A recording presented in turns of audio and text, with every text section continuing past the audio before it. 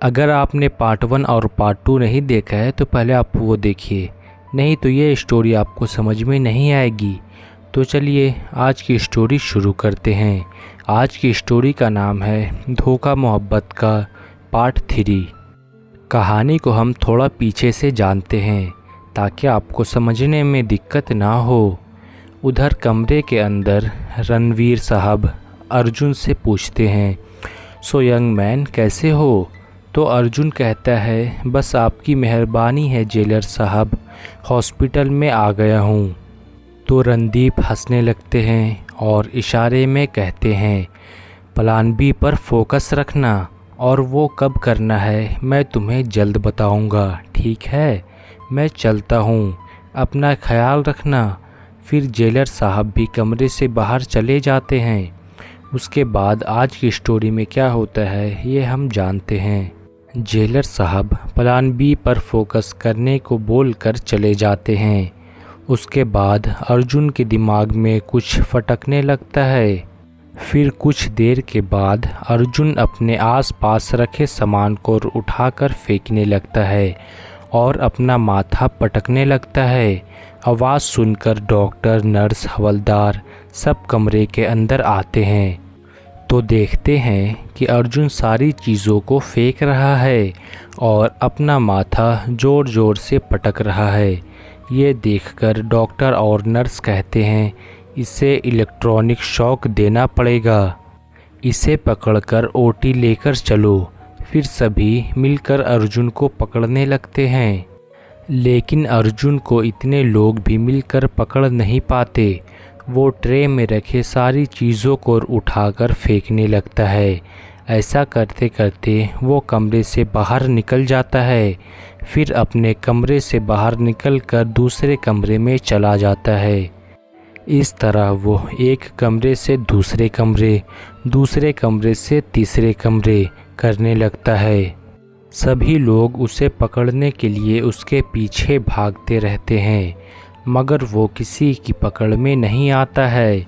ऐसा करते करते वो सीढ़ियों से नीचे चला जाता है, फिर नीचे ग्राउंड में, फिर भी उसे आफत लगने लगता है। फिर ऐसा ही करते करते कब वो बाहर निकल जाता है किसी को पता नहीं चलता। जैसे ही वो बाहर निकलता है ठीक उसके सामने पुलिस की गाड़ी खड़ी रहती है। उसमें जाकर वो बैठ जाता है और उसको बैठते ही वो गाड़ी तेज़ी से वहाँ से निकल जाती है। फिर सब मुँह देखते रह जाते हैं। फिर हवलदार मंगल सिंह को फ़ोन करके अर्जुन के भागने की खबर दे देता है। इस बात को सुनकर मंगल सिंह गुस्से से भर जाता है और हवलदार को लेकर जीप में बैठकर अर्जुन को ढूंढने निकल जाता है और फ़ोन करके शहर के सारे चौराहों को नाकाबंदी कर देता है। फिर जिस पुलिस की गाड़ी में अर्जुन बैठकर भागा वो हॉस्पिटल के कुछ दूर पर ही एक नाकाबंदी में जाकर फंस जाती है। फिर वहाँ पुलिस उस गाड़ी के पास आ जाती है। तभी गाड़ी में से एक आवाज़ आती है, क्या हुआ इंस्पेक्टर, यहाँ नाकाबंदी क्यों लगी हुई है?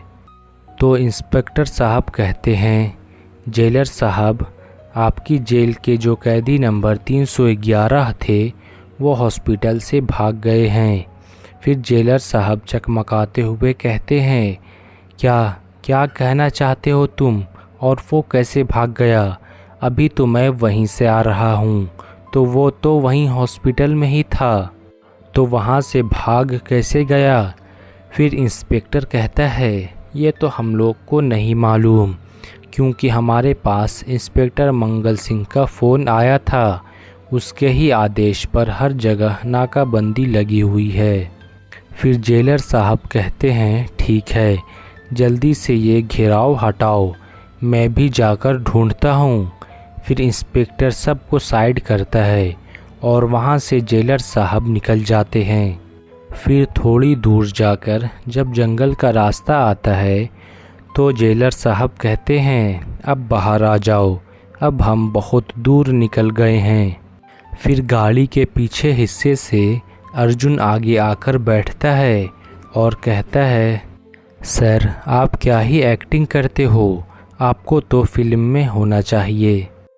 तो जेलर साहब कहते हैं, मेरी एक्टिंग को छोड़ो, ये बताओ कि तुम्हें कहाँ छोड़ूं? तो अर्जुन कहता है, बस मेरी वकील साहिबा के यहाँ छोड़ दीजिए।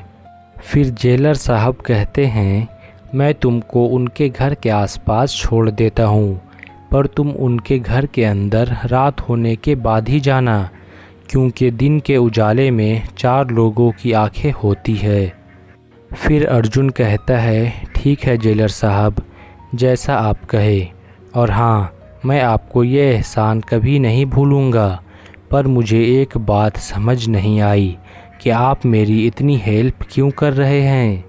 तो जेलर साहब कहते हैं, कभी फुर्सत में बताऊँगा, बस जब तुम्हारा काम हो जाए तो तुम तुरंत मेरे पास आकर सिलेंडर करोगे, मुझे धोखा देने की कोशिश मत करना। जेलर साहब के इस बात पर अर्जुन कहता है, जेलर साहब, धोखा क्या होता है इस बात को मुझसे अच्छा कोई नहीं जान सकता। मैं आपको दिलासा देता हूँ कि जैसे ही मेरी बेगुनाही का सबूत मिल जाएगा वैसे ही मैं आपके पास आ जाऊँगा। तो जेलर साहब कहते हैं, मुझे तुम पर पूरा विश्वास है कि तुम मुझे धोखा नहीं दोगे। फिर जेलर साहब मीरा के घर के कुछ दूर पर ही अपनी गाड़ी रोकते हैं और मीरा का घर देखते हुए कहते हैं, वो रहा मीरा जी का घर, तुम यहीं आसपास में कहीं छुप कर रहना, रात होने के बाद ही तुम उसके घर जाना। फिर अर्जुन गाड़ी से उतरकर झाड़ियों के पीछे जाकर छुप जाता है। उसके बाद जेलर साहब वहाँ से चले जाते हैं। फिर अर्जुन रात होने का इंतज़ार करने लगता है और अभी रात होने में बहुत समय था। अर्जुन वहीं बैठे बैठे अपनी आँख बंद कर लेता है। जैसे ही वो अपनी आँखें बंद करता है तो रायना की झलक दिखने लगती है। रायना का हंसता हुआ चेहरा उसे दिखाई देने लगता है और उसके करीब आकर उसके गालों को चूमकर हंसते हुए चली जाती है और अर्जुन कहकर उसको अपने पास बुलाती है और अर्जुन उठकर उसके पीछे पीछे जाने लगता है और रायना को पकड़ने की कोशिश करता है। जैसे ही अर्जुन रायना को अपनी बाहों में लेता है वैसे ही वो गायब हो जाती है। ये देखकर अर्जुन रायना रायना कहकर पकड़ने लगता है। तभी अचानक से उसकी आंखें खुल जाती है। फिर उसे इस बात का एहसास होता है कि शायद वो सपना देख रहा था। इतनी देर में रात भी हो जाती है। रात होने के बाद अर्जुन झाड़ियों से निकलकर छुपते छुपते मीरा के घर तक पहुंचता है। घर के अंदर जाने के लिए वो घर के पीछे तरफ खिड़की से अंदर घुसता है। जिस कमरे के अंदर वो जाता है उस समय उस कमरे में अंधेरा रहता है, इसलिए उसे उस कमरे में कुछ दिखाई नहीं दे रहा था। फिर जैसे तैसे वो लाइट जलाता है। जब उस कमरे की लाइट जलती है तो वो देखता है कि उस पूरे कमरे में उसी की फ़ोटो लगी हुई है। ये देखकर उसे बड़ी हैरानी हुई। वो सोचने लगा कि पूरे कमरे में मेरी ही फ़ोटो क्यों लगी हुई है। फिर वो उस कमरे से निकलकर बाहर हॉल में जाता है तो देखता है कि मीरा सीने से एक फ़ोटो फ्रेम को लगाए हुए अपनी आंखें बंद करके सोफ़े पे लेटी हुई है। अर्जुन धीरे धीरे मीरा के करीब जाता है और मीरा के हाथ से वो फ्रेम लेने की कोशिश करता है। तभी मीरा की आंख खुल जाती है और उसे देखकर वो चिल्लाने लगती है। मीरा को चिल्लाते देख अर्जुन उसका मुंह कसकर दबाता है ताकि उसकी आवाज़ बाहर ना जाए। फिर वो एक हाथ से मीरा का मुंह दबाए रखता है और दूसरे हाथ से अपने चेहरे के कपड़े को हटाता है। फिर मीरा अर्जुन को देखकर चिल्लाना बंद करती है और झटके से उसका हाथ अपने मुंह से हटाती है और कहती है, अर्जुन तुम यहाँ कैसे आए? क्या तुम हॉस्पिटल से भाग कर आए हो? तो पुलिस भी तुम्हारे पीछे पड़ी होगी। अर्जुन मीरा की बकबक से उसका मुंह फिर से कपड़े से बांधकर एक कुर्सी पर उसे बैठाता है और उसके पैरों के पास बैठकर कहता है, तुम्हारी वकीलगिरी करने की आदत 24 घंटे बनी रहती है क्या? बस देखते ही शुरू हो गई। अरे मुझे भी तो कुछ बोलने दो। अब मैं बोलूँगा और तुम चुपचाप से सुनोगी, समझी? अर्जुन मीरा से क्या बात करने वाला है? क्या वो बताएगा कि वो जेल से किस लिए भागा और मीरा के हाथ में किसकी फ़ोटो फ्रेम थी? ये आपको कल के पार्ट में पता चलेगा। इसका अगला पार्ट कल आएगा। इसका अगला पार्ट देखने के लिए आप सब्सक्राइब करें।